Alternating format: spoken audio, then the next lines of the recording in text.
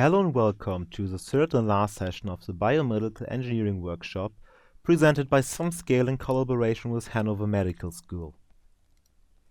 Before we actually start to dive in our today's topic, I would just like to make sure that the audio broadcast is working fine for all of you. I think you already know the procedure, so in the case you can hear me loud and clearly, please click the raise your hand button.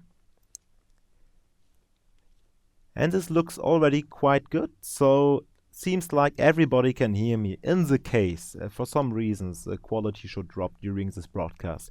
You can also use our toll-free audio service numbers to directly dial in to this audio service, which will allow you to listen to the audio stream of this broadcast via your phone.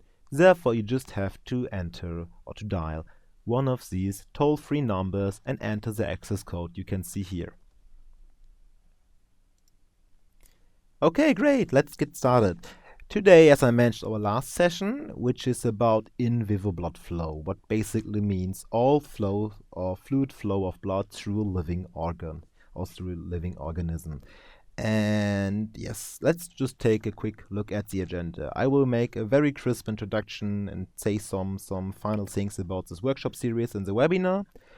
After that, I'm very happy that we today have a guest speaker from Medical School Hannover, Dr.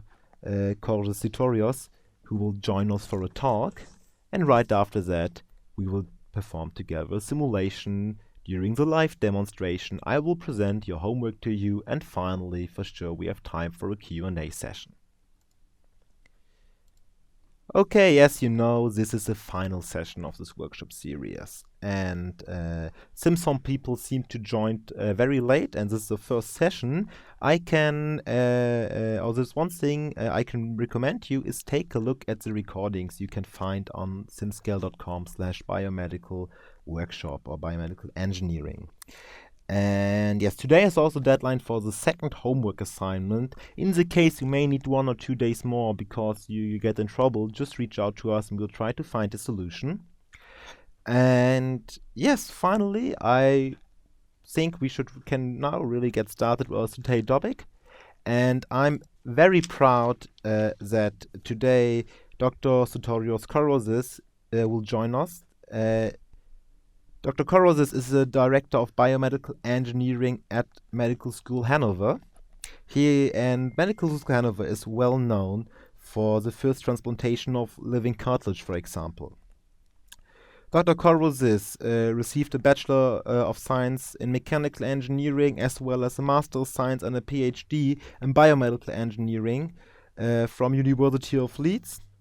He is also member of several editorial boards, and in his current position he is responsible for the European Doctoral Academy TECAS. And he will right now give you a crisp introduction to the cardiovascular system and present upcoming trends in biomedical engineering. Dr. Korozis, thank you very much for joining us, and the stage is yours. Good day, everybody. Thank you, Millet, for the nice introduction. The title of my talk is Patient-Specific Computational Modeling of the Left Heart, and this is some of our work that is currently in progress that I will show to you today. First of all, a little bit of background information about blood circulation inside the bodies.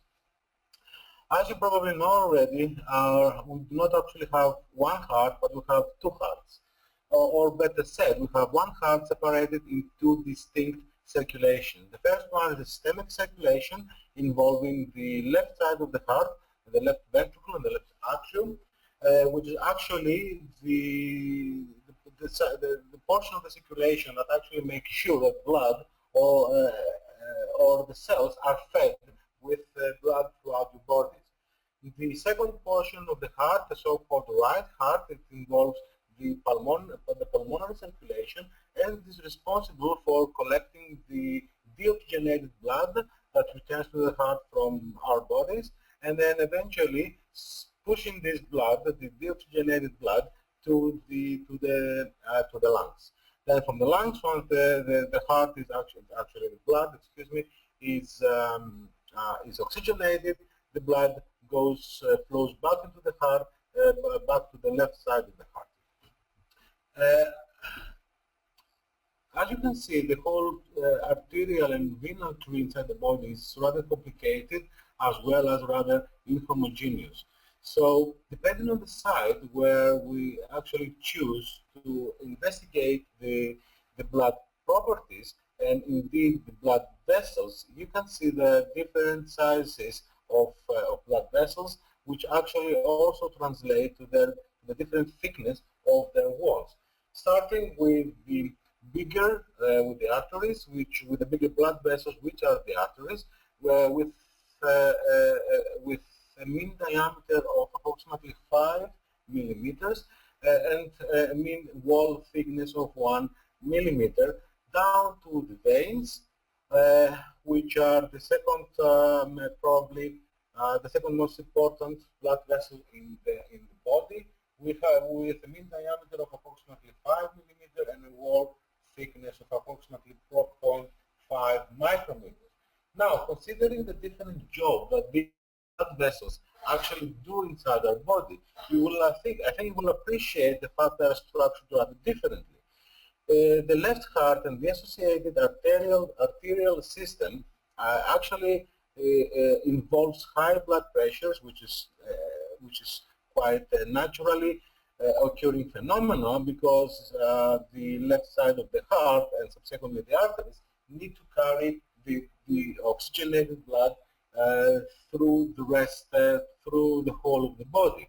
For this reason, we have the highest blood pressures, and because we have high blood pressures, arteries need to withstand these increased pressure, and that's why they are structured having thicker walls.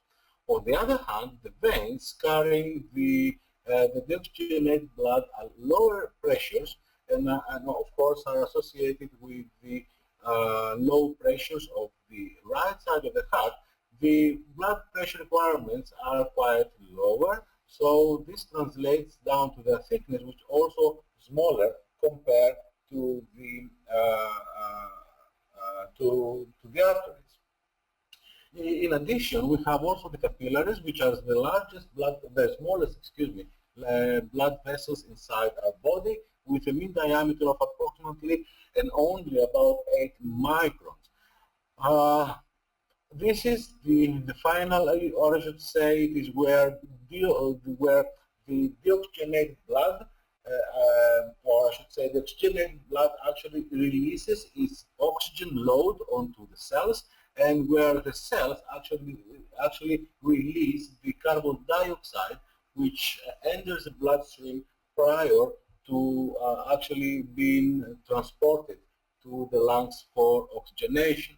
As you can see from the schematic for the capillaries, it is really not, they're not really formed out of a proper blood vessel wall, but they are rather a sheath of endothelial cells. That, of course, it helps the transportation of oxygen into the cells and carbon dioxide from the cells into the bloodstream. So I think and appreciate the large inhomogeneity that it exists within our blood vessel system within our bodies. Moving on to my second slide, this is a little bit of what I have touched upon in my previous slide in terms of the pressure in the different blood vessels inside the body. You can see this nice diagram on the right actually depicting the pressure conditions within the aorta, followed by the large arteries, then the small arteries, the arterioles, and further on up to when the blood returns to the heart through the vena cava. And you can really appreciate the fluctuations as well as the magnitudes in the blood pressure as blood flows within the arterial system from, as I said, the aorta down to the arterioles, and how this pressure pulse actually disappears once the blood has passed the capillaries and it is gathered again back into the venules, small veins, large veins, and eventually in the vena cava. Now, one of the most important properties of blood, and one of the most important properties that actually are directly related to how we model blood flow and indeed blood computationally, it's viscosity. Viscosity is defined as the constant of the, and it's really a characteristic constant for any type of fluids, and this it's the constant in the relationship between shear stress on the top on the bottom left and the velocity of the blood or of any fluid. The du over dy, it is really the rate of change. It is really the second derivative, actually, of the velocity of the blood velocity. So the viscosity is really the characteristic constant, as I said, for for all different fluids, which they have their own characteristic constant. Um, that particular characteristic constant is actually dependent on the type of fluid. With Newtonian fluids, actually have a viscosity of approximately 1, and is depicted by the blue line within this chart on the right hand side. And then different types of fluids, like non-Newtonian fluids, have different or indeed even more complicated viscosity profiles.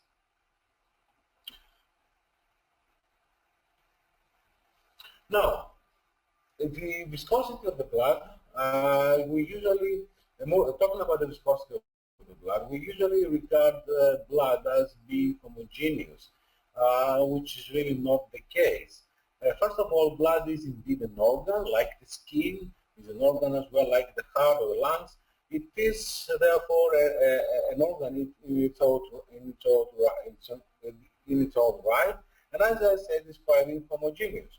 If we actually get a sample of blood and put it in a centrifuge, and we centrifuge it to some revs per minute, then you will see the different components of the blood being separated within the tube. Now, for a specific volume of blood, the percentage of plasma within the blood is about 55%, whereas the percentage of the so-called fourth element, and I will talk about that in a little bit, the percentage of the fourth elements account for approximately 45%. Now, the plasma itself is not really anything more than water, which accounts for about 91%, and some soluble proteins, which account for only 7%, as well as some other molecules, some other solutes, which account approximately 2%. Now, moving on to the so-called fourth elements of the blood, these actually are platelets, white blood cells, and red blood cells.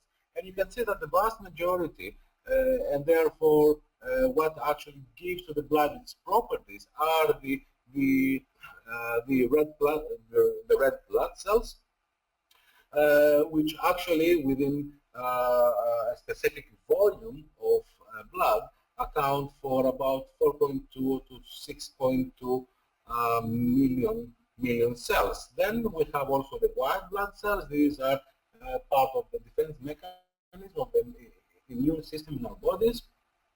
And also we have platelets that actually are responsible for coagulation or within the blood.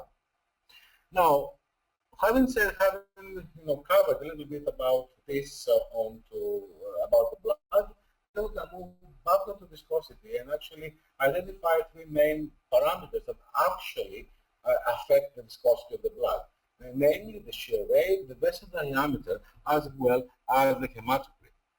In this graph at the bottom, on the bottom left, bottom right, you can see how the blood viscosity actually depends on the shear rate, with the higher shear rates producing lower blood viscosity, or vice versa. Moving on to the vessel diameter, again, this nice and educative schematic actually shows you how the blood viscosity actually is affected by the tube diameter.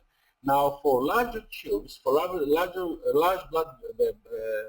blood vessel diameters, you can see that you have relatively small values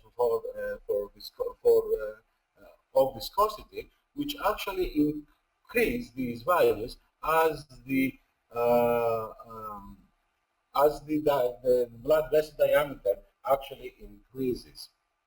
And finally, we have the hematocrit, and this is a three-parameter graph that you see at the top right, showing the relationship between viscosity, hematocrit, as well as the blood size. So the higher the hematocrit of an individual is, the higher, of course, it is his or her viscosity, and as well as the higher the diameter of the blood vessel, again, the higher the viscosity. So I think you can appreciate the fact that viscosity of the blood, one of the main modeling parameters, computational model parameter, most important actually, it depends on a number of different and indeed diverse factors in order which actually decide and determine the actual value of the viscosity. Now, I will go in a little bit more practical stuff, focusing on describing you what we do here at Hannover Medical School in terms of computational modeling. And in this talk and in the next few slides, I will show you what we do in terms of computational modeling at Hannover Medical School, and more specifically in terms of heart valve computational modeling. For those that do not know what a heart valve is are valves which are located within the heart. In every individual's heart have four heart valves.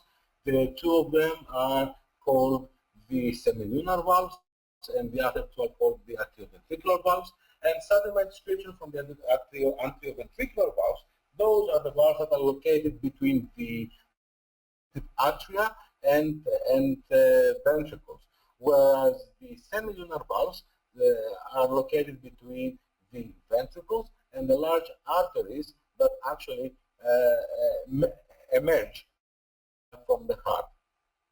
Going into a little bit more detail, in the case of the semilunar valves, these are the pulmonary and the aortic valve. The aortic valve actually guides blood from the left ventricle into the aorta, where the pulmonary valve guides the blood from the right ventricle into the pulmonary trunk or pulmonary artery before blood reaches the lungs. In the case of the atrioventricular valves, we have the so-called mitral valve and the tricuspid valve. The mitral valve is positioned between the left atrium. The left atrium is a chamber within the heart that actually collects the blood as it comes to the heart from the lungs, and the left ventricle, which is actually the thicker chamber within our hearts, which produces the most forceful contraction in order to push blood out of the heart and into the rest of our bodies. On the other hand, the tricuspid valve is located between the right atrium and the right ventricle. Again, the right atrium is a chamber in the heart where the deoxygenated blood through the vena cava actually reaches our heart, and the right atrium is the one that its contraction actually pushes the blood to the pulmonary circulation and to the pulmonary trunk and eventually to the lungs. Now, all four valves have at least one thing in common. They supposed to provide unidirectional blood flow from one chamber to the heart to the next, or from one chamber of the heart to the pulmonary or the systemic circulation. Ideally, these heart valves, should be competent enough so that, as I said, to allow only unidirectional blood flow through the valves and no regurgitation, no backflow through the valves and back to the chamber where the blood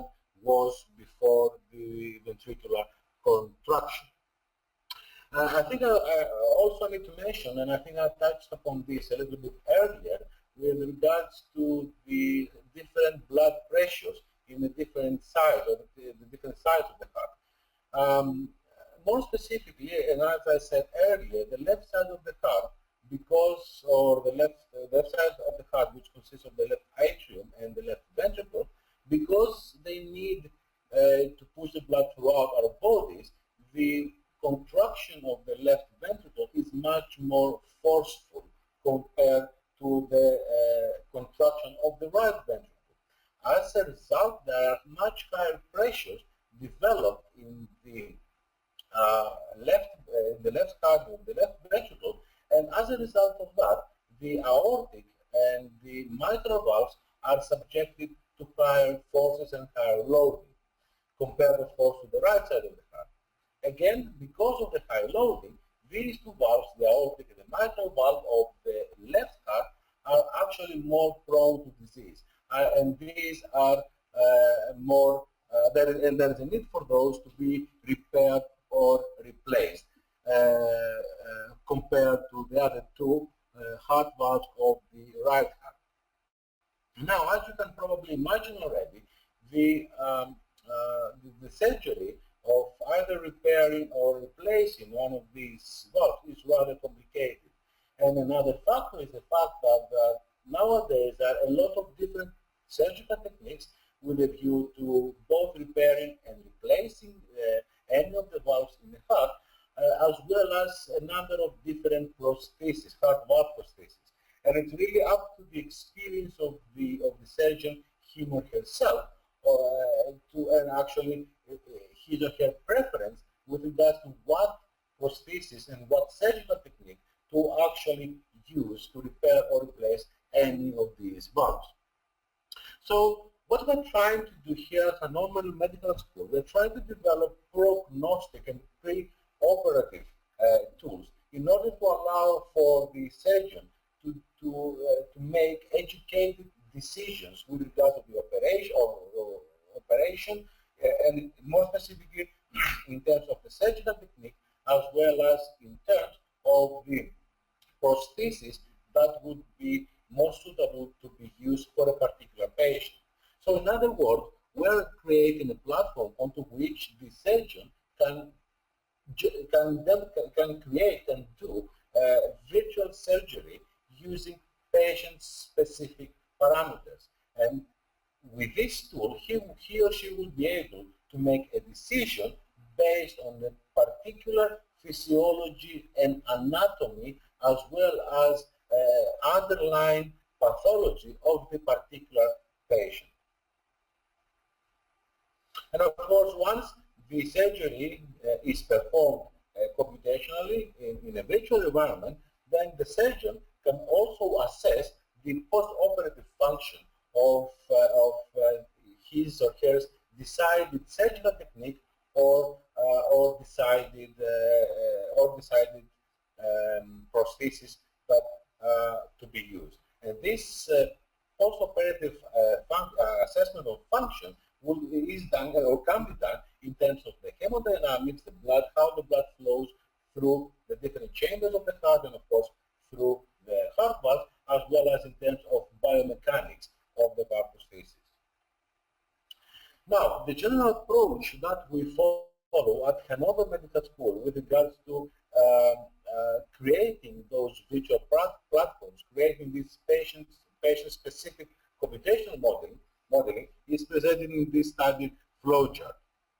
So, first of all, we get the geometry, the anatomy of the valve or indeed the heart of a particular patient through MRI or CT scans, and then we take this geometry through a meshing procedure in order to create the finite element mesh, which can be used, the finite element mesh of the structures that can actually be used in our computational model. Another thing that we also get from the patient, as we said, this is patient-specific modeling, is the physiology of the patient. And that is useful to us for the computational modeling in terms of boundary conditions.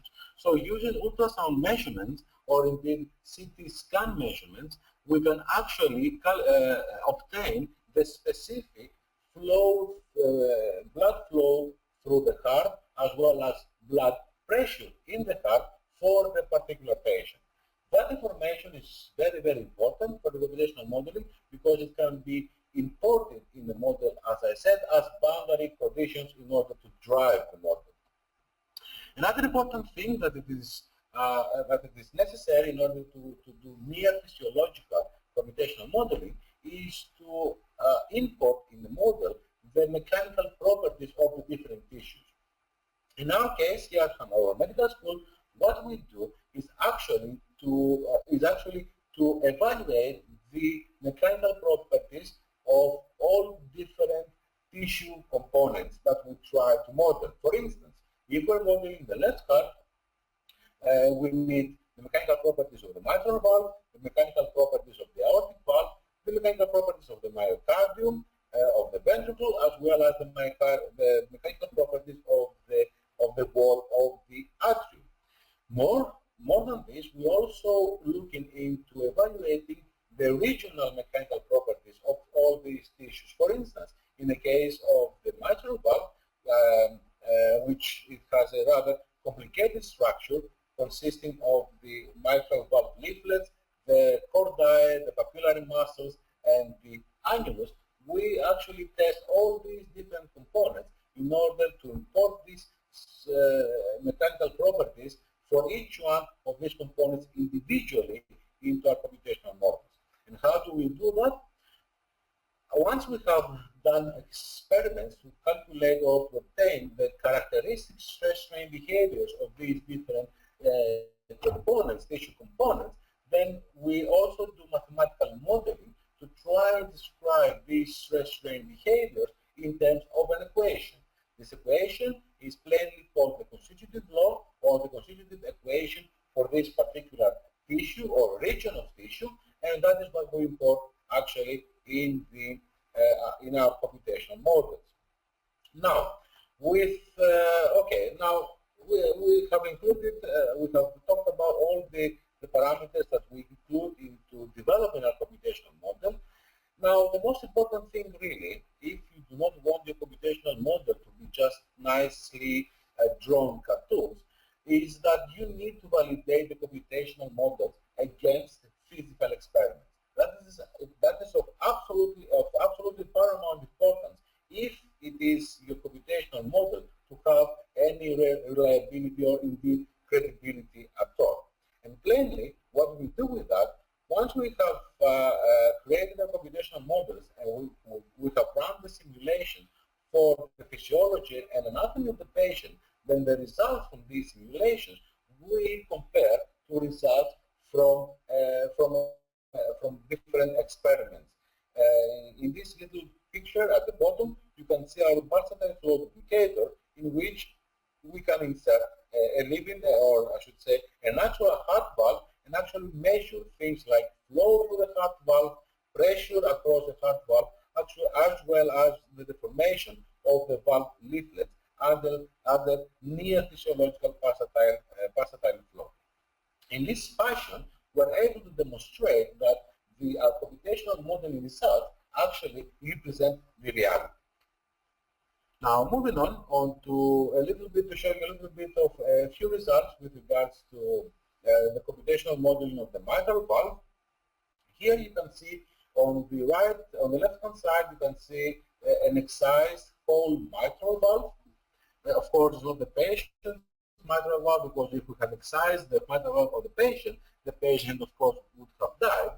So just for demonstrating purposes, this nice picture on the left shows you the excised mitral valve from a pig. And I think you can pretty much appreciate the level of complexity of this structure and this anatomy. And if I go briefly through this anatomy, at the bottom, these big chunks of muscle represent the anchor points of the mitral valve chordae, these strings that you see there. I will explain a little bit later what is this about. So the papillary muscles, these muscles, which are called the papillary muscles, are actually the anchor points of this cordi to the inside of the wall of the myocardium of the left ventricle. Now, in addition to this papillary muscles, the other major component of the mitral valve are the left and the anterior and posterior leaflets of the valve. These are just fibrous thin membranes which are open and closed during cardiac function, guiding the blood from the atrium to the left ventricle. And as I said earlier, a well-functioning mitral valve should only allow blood from the atrium to the ventricle, from the left atrium to the left ventricle, and not vice versa. Because if those two fibrous membranes do not close properly during cardiac systole, then the blood would flow back into the atrium, okay, causing the heart to work harder in order to compensate for this backward leakage. Now, as I said earlier, the third component of this rather complex structure are the cordi termini, which is actually strings that connect the leaflets to the myocardial wall through the papillary muscles. I think you should imagine those strings acting as the strings of a parachute. As I said earlier, if the valve is to function properly, it should not allow blood back into the left atrium. And these strings do exactly that. Acting like the strings of a parachute, they restrain the leaflet from opening back into the atrium during cardiac systole, ensuring that the valve will remain closed during cardiac systole, so that, as I said, to prevent blood flowing back into the left atrium. Okay, so having this little introduction about the mitral valve, on the two figures on the right-hand side depict the actual geometry, anatomy of the specific patient who had done a CT scan in our hospital here at Hannover Medical School. These are two views. One is two views or two 3D geometries of the mitral valve at two different instances of the cardiac cycle. And I think you can appreciate that these two reconstructed volumes actually do resemble a mitral valve, but I think it's also obvious that these anatomies are not 100% perfect. So because of the current limitations in CT scanning, the analysis or the resolution, I should say, of these scans are limited, and it's not as perfect as we wanted, as we would have wanted it to be. But nonetheless, we were still able to capture the most important features of the mitral valve, namely the leaflets, the cordi, as well as the location of the papillary muscle. Now, for the computational modeling point of view, and in terms of the geometry, of the input geometry to these computational models, it is very important, again, for computational modeling purposes, to try and identify the zero stress state of the valve, or indeed of any tissue that we actually model. Now, the reality is that no tissues inside our bodies are ever at a zero stress state. Okay. However, there are instances, especially in the case of the heart valves, that although the stress in the valve is not zero, it is sufficiently close to zero. And that is what this is the state, or this is the state at which we get the geometry, and we assume that it is a zero stress state in order to input in our computational models. And this state is shown on the far right schematic on this slide, this one. Okay, so having having acquired the three-dimensional anatomy of the patient from the CT scans, we go through a process of extrapolating rather the geometry in order to try and fill the missing information in terms of geometry and in terms of anatomy. And as I said in the previous slide, we do get sufficiently, not perfect, but sufficiently good CT scans in order to get the most important information of the valve, and which will not only help us to generate the geometry in the computer, but will also give us information, educated guesses with regards to the components that we cannot actually capture or from the geometry, which are actually missing. So in the second step of our process, the atrial surface and cortical extrapolation, that's exactly what we do.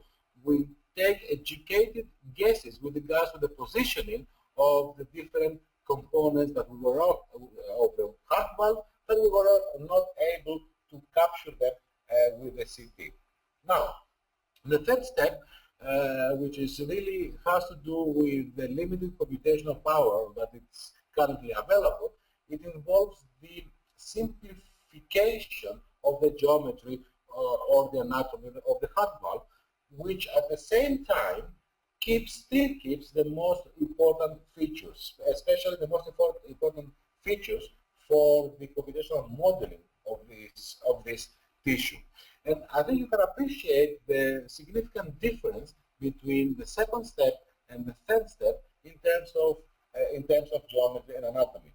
Nonetheless, I would like to assure you that within the simplified geometry, the most important parameters or the most important information has been retained, namely the shape and size of the patient's leaflets, as well as the location and insertion points of the cordi, both to the leaflet as well as to the papillary muscle. But I'm afraid this is absolutely necessary in order to save computational time. But we have found that this simplification does not really affect the computational outcomes significantly. Moving on, I would like to talk to you to briefly describe to you the setup. How do we set up the problem in the computational model of the mitral valve? Another important thing that we should also bear in mind when we talk about modeling of the heart valve is the so-called fluid-solid interaction.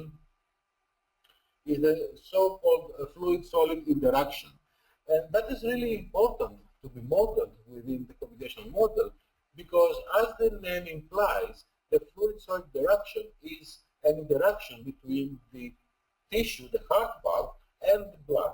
In other words, as the blood flows through the heart valve, there are forces that the blood generates or imposes onto the valve leaflets and valve cordi, and at the same time, the deformation of the tissue structures also impose forces onto the blood, and specifically onto the blood flow, disrupting the blood flow.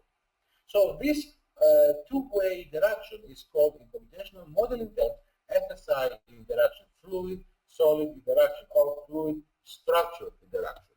So in the past, heart valve computational studies have focused only on either the deformation of the tissue, the deformation of the structural domain, or the fluid dynamics of the blood through the valve. What we are doing here, and we have been doing that for the past few years, is actually solving the computational modeling problem both from the structural and fluid domain point of view simultaneously, in order to account for exactly what I said, the interaction between the blood and the structure of the valve.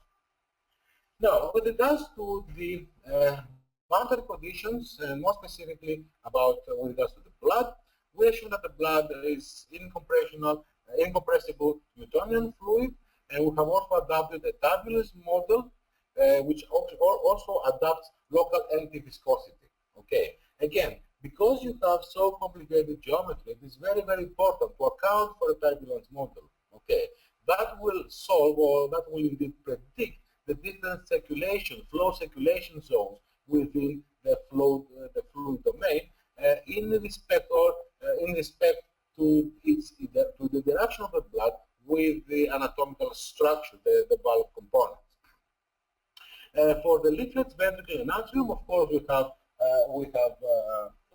have assumed a no-slip condition in order to account for the effects of viscosity on the valve components and onto the blood.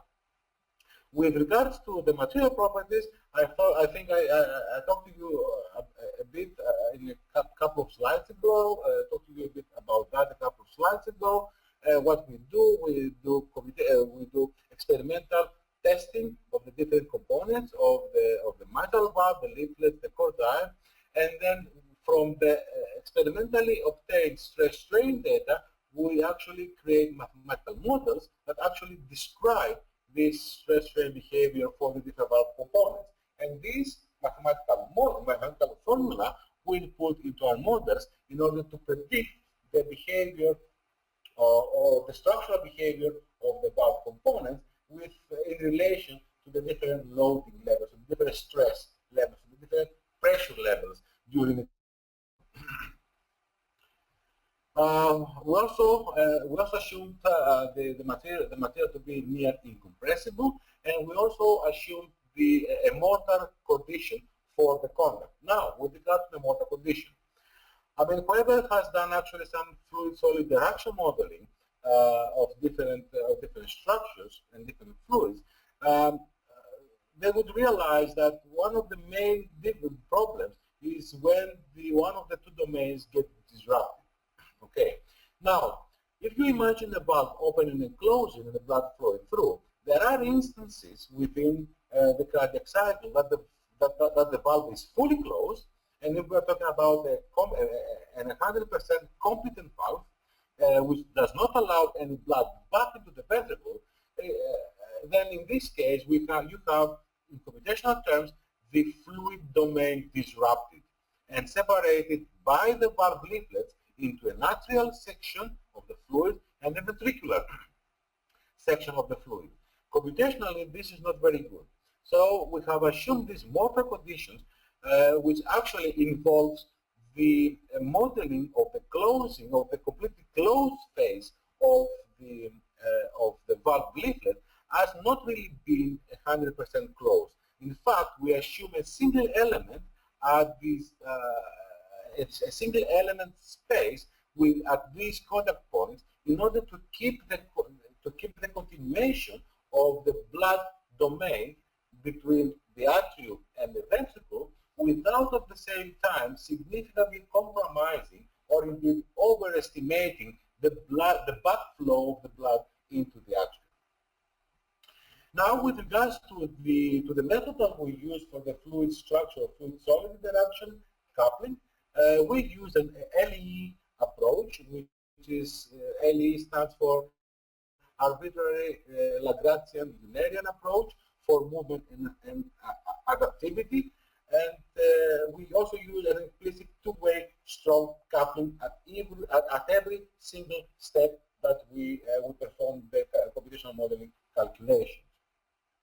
In terms of the input conditions for our model, the model of the mitral valve was pressure-driven, so that means that we have prescribed the transvalvular pressure profile. This is depicted by the blue line in the bottom chart.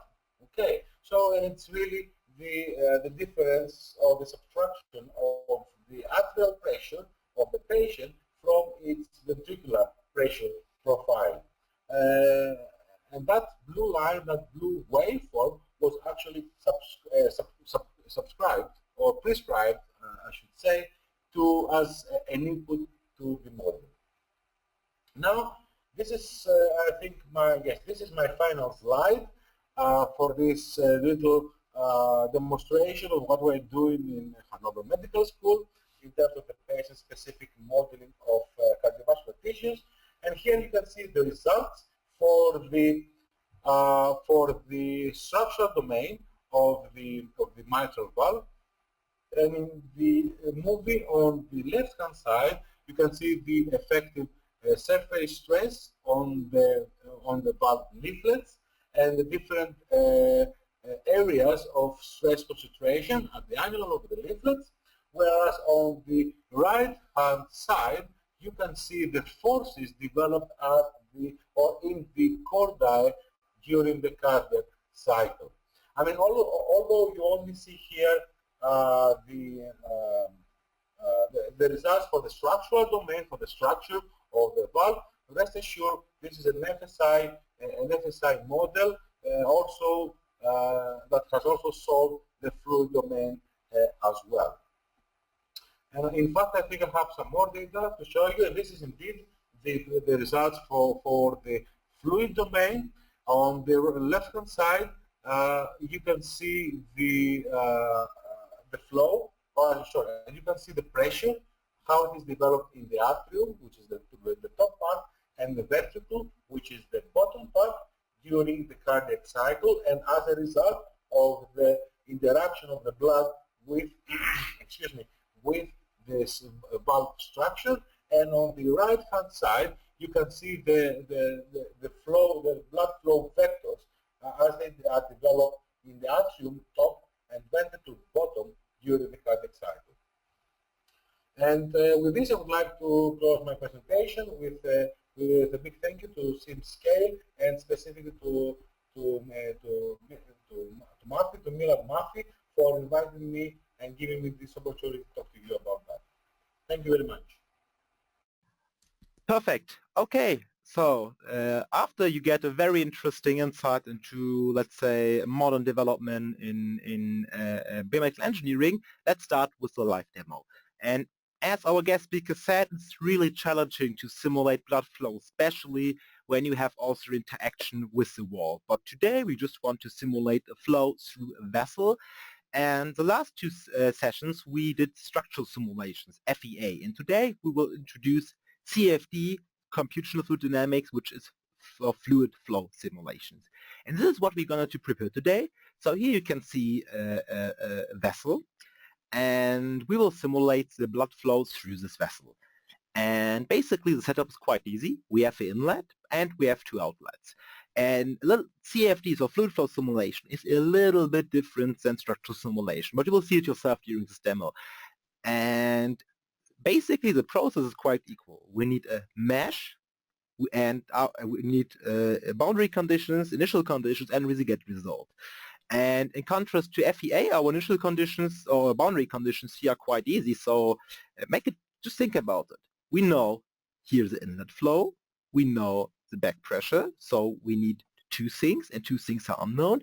And this is in the end the base of creating the equation system, which will be solved to calculate the simulation result. And yes, what we will do right now, first of all, we will do the pre-processing. So we will create the mesh. After that, we'll set up the simulation, and then we will do the post-processing. And there is something we should talk about. I mean, from the last two sessions, you basically know the role of the mesh. We need the mesh because we want to iteratively, with help of numerical approaches, solve the equation which are describing the movement of air. And for a structural simulation, you know we have to refine the mesh locally there where we expect to have high changes in the field values. And something you may hear in a fluid flow lesson is that there is a dedicated, let's say, area of a fluid flow which is called boundary layer. So it's this area in the near of the wall. And what's happening there is that you have a stick condition on the wall, so the air directly at the physical wall will stick, and then you get a velocity profile like this, and a boundary layer. And the boundary layer is per definition the area or in the near of the surface where your velocity is smaller than 99% of the outflow velocity. And if you take a look at this profile, just imagine you see that you have a much higher gradient, so change in velocity, in normal to the cell, so in this direction, than in flow direction. And therefore, using this standard hexaedral cells would not help, because then we would need a very, very, very fine mesh. And but we need to resolve this velocity profile. And therefore, there's a special kind of elements we use for fluid flow simulation called prism layers or flat elements. And these flat elements help us because they have a high resolution in this direction where we have a high change, and a low resolution in this in flow direction where we have a small change. And this just for a rule, you have to put those layers on every physical wall, so every wall of your simulation, except inlets and outlets. And there's even a rule for the exact height of these layers. And basically, just imagine there's a concept of making values dimensionless. And if you would make the velocity dimensionless and the wall distance, then you can create like a function like this, which is representing the dimensionless velocity on the wall depending on the dimensional wall distance. So if you go back, it's describing like how this profile looks in the end compared to the flow. And basically, if you take a look, this red curve is called the log law. This is the law of wall. And this is describing the velocity profile close to the wall. And if you take a look, you can divide it in 3 layers. In a viscous sublayer, which is which has a nearly linear profile in the logarithmic representation. Then you have a buffer layer and a log law inner layer. And now it's a very nice idea, since here in this viscous sublayer I have this linear profile or logarithm profile, I will put this whole area of the profile into the first cell, so here, and then I can, instead of using cells, I can use a velocity profile. If I am not doing this, then I have to make sure that my dimensional wall distance is 1. So I need a dedicated height, and this height then depends on your flow conditions. And in our documentation you can read how to calculate it.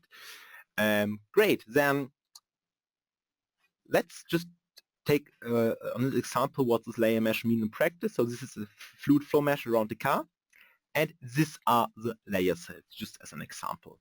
Great, and right now let's start with our demonstration, and I have prepared for you something, as you know. So this is a project, and this project includes these 3 different models of a blood vessel, and we will right now make a simulation for a normal blood vessel, and later on part of your homework, which show today, is to compare it with a stenosis blood vessel. First of all, as you know, it's quite similar. We have our geometry here, and next step is to create a mesh project.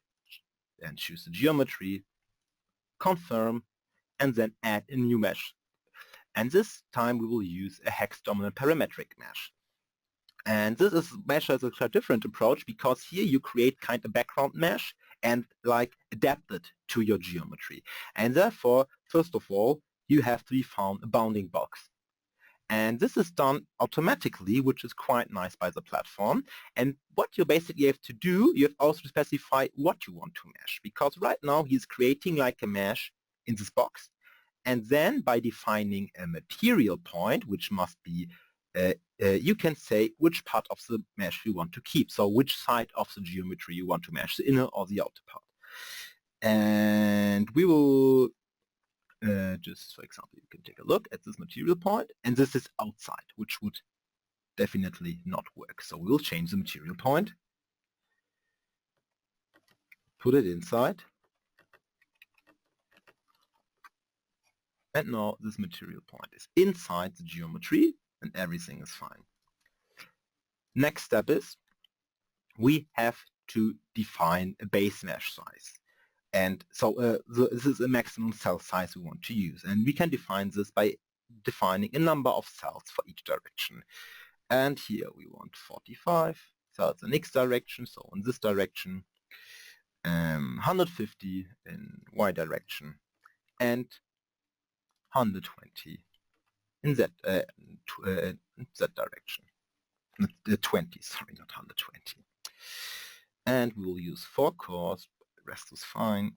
And what we want to do now is create mesh layers, because if we would not touch it, what would happen is that you would have a mesh with a very rough mesh. And now we can create some mesh refinements, and the first refinement we will create is for all the surfaces. So we will choose type surface refinement, call that surface, apply it on the whole solid, and choose level 2. Level 2 means that compared to the base model, which we defined by the base mesh box and discretization, every additional level means splitting the cells. So level 2 means you have not only double time, but 4 times more of cells. Next is to apply also a refinement for volume, and therefore we will choose type regional refinement, apply refinement level 1 only, and apply it to the region. So the mesh and will be finer in the near of the wall and closer in the middle of this geometry. And then we need 2 additional refinements. One is so-called edge refinement to make sure edges are captured fine and refined. Therefore, we have to define an angle, and based on this angle, he will identify edges, and we can define a refinement level for the distance. And here we will use distance from 0.5 millimeters. We will have a refinement level of 3. And finally, we will create our layers. So type layer addition. And here it's also not very complex. We just have to define the number of layers, so how many steps we want. We have to define the expansion ratio, the final layer thickness, and the minimum thickness. And this is relative, so it's calculated based at the local cell size of the cell. And we will apply it now everywhere except inlets and outlets. So let's choose inlets and outlets, invert the selection, and then we can apply it quite easily. Great. Now we're done. We can start the mesh operation, and as you know, I've for sure prepared everything. So since this takes time, let's switch to this project, which already includes a mesh. And as you can see, it's exactly the same settings. And this is how the mesh will look when it's done. And let's take a look inside the mesh. With using the clip filter you already know. So we have to define a reference point and normal. Then you can see how we will cut this mesh. And well, I would say we can apply it. To take some seconds, and then we can take even a look inside the mesh. Okay, by the way, don't worry if you have to leave for some reason. This webinar will be recorded, and now let's take a look inside the mesh, and that is what I mean. You can really see these great layers which were built up around the full surface. And okay, let's do a quick wrap up. So I showed you again how to create and open a project. We created together a mesh using the hex dominant parametric mesher. And the next step is based on our mesh is to create a simulation. Therefore, we will click on the create simulation button, create a new simulation, and then we have to choose. And this time we'll switch to fluid dynamics and choose incompressible. Why? Because here we have a physical capacity, and we know our blood is fluid. It's incompressible fluid.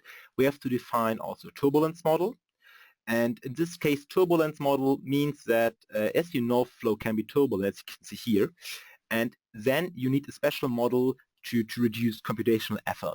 And this K omega SST model is really the nearly the best for all applications.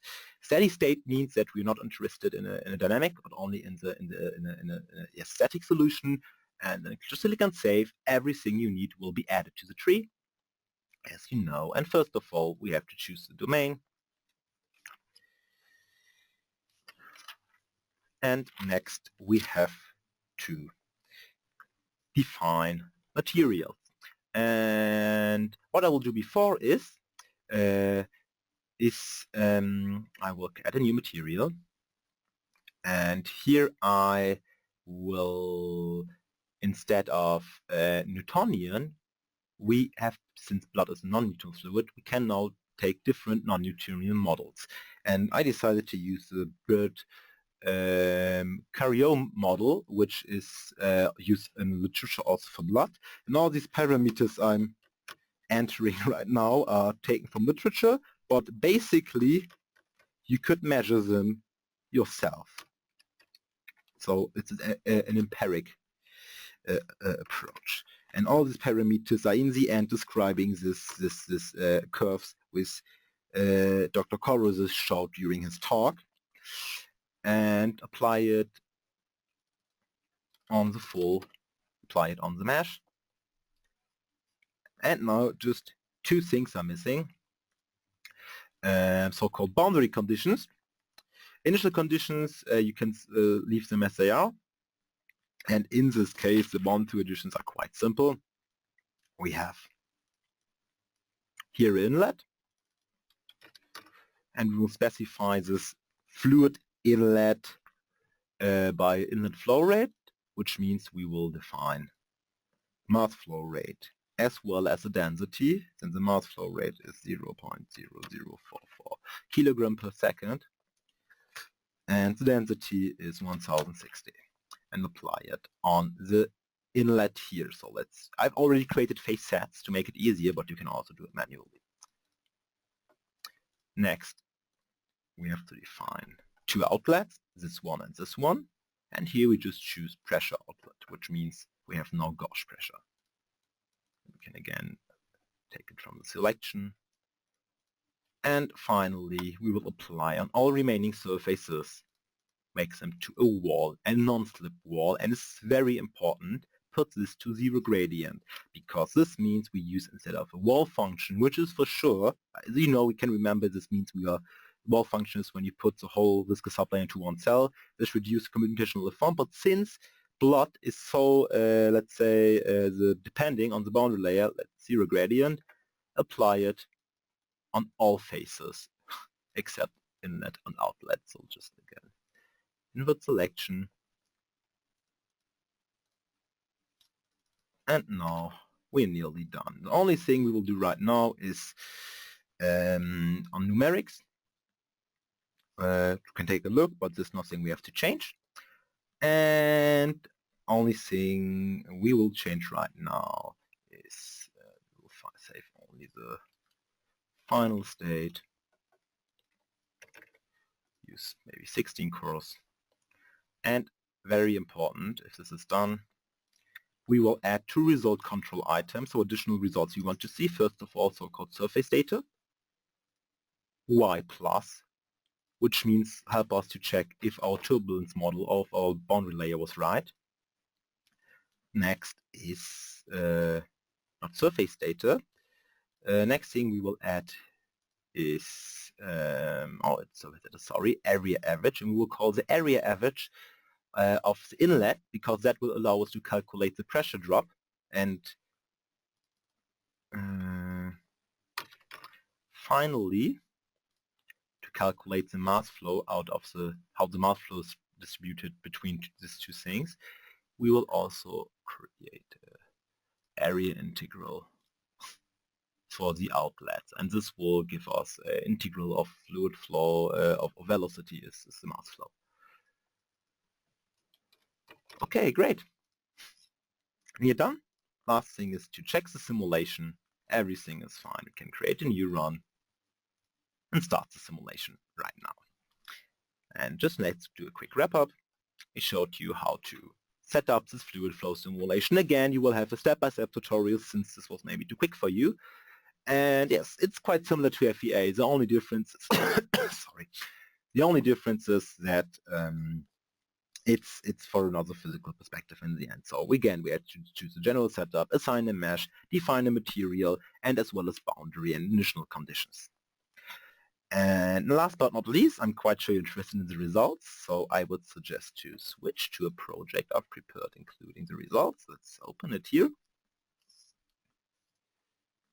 And this is exactly the same project. I just created it before so that we don't have to wait. And if you now take a look, it took 30 minutes to calculate it and the convergence. So this is like the error.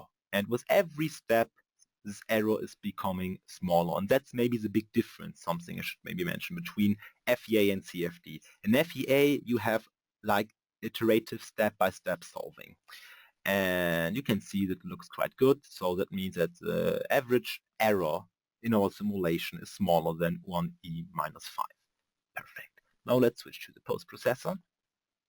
And then we can take first of all a look at our result control at, for example, at our solution field. So we can take a direct look into the simulation. And this will take some seconds to load it, but don't worry. And there are a lot of great things we can do.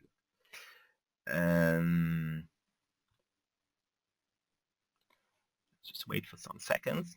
So now simulation is done, loaded. And for example, right now what you can see is the velocity distribution. So at the inlet, it's uniform as we wanted it. And then you can see that we have like this boundary layer, by the way. This is the boundary layer. So the flow is sticking here at the wall. The colors representing the, we can also, for example, change it to pressure representation and take a look at the pressure. And here you can see the pressure drop between inlet and outlet. And we can even take a look, for example, to Y plus, which will show us that Y plus is between nearly is around 1 everywhere. So let's check it too.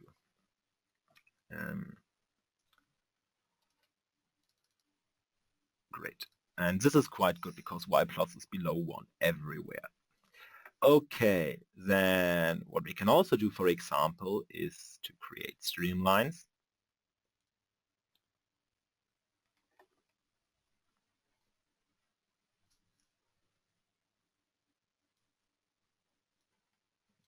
And we can also add, again, the simulation result to the viewer. You may ask yourself why, but you will see it right now. Because right now what we can do is that let's go here. Right now we have just the internal field of the fluid flow loaded to the post-processor. As you can see here, now we will load the outer walls.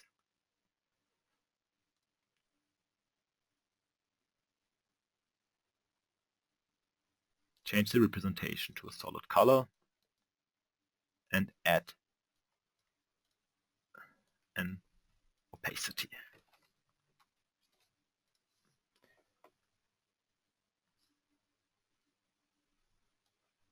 And right now, if we go to the stream tracer, for example, and we can, this point is the source, and let's bring it more to the inlet. So in Y direction, make for example this 0.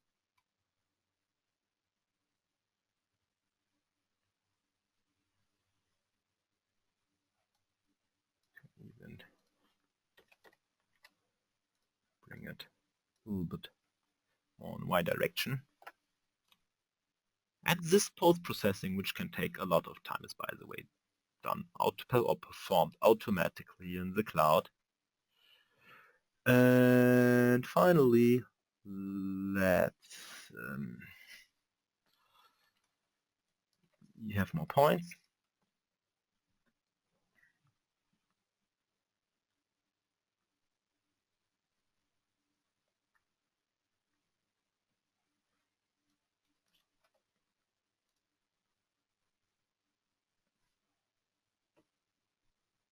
Oh, sorry, just changed the wrong thing.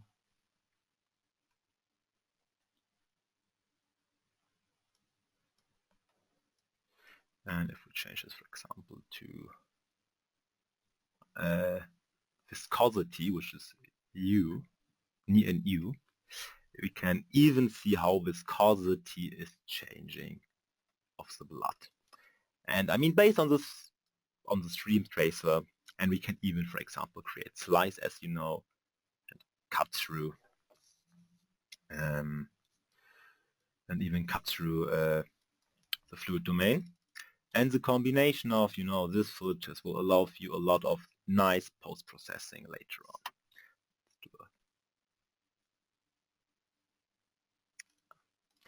Just one misconception or something I made wrong. I added the slice filter now to the stream tracer, but I wanted to add it to the full. So I'll delete it. Add the new slice in Y direction, and that's it.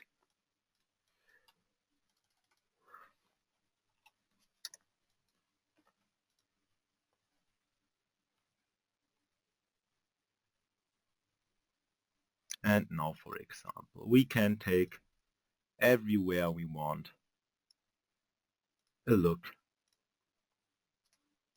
at pressure distribution, velocity distribution, or even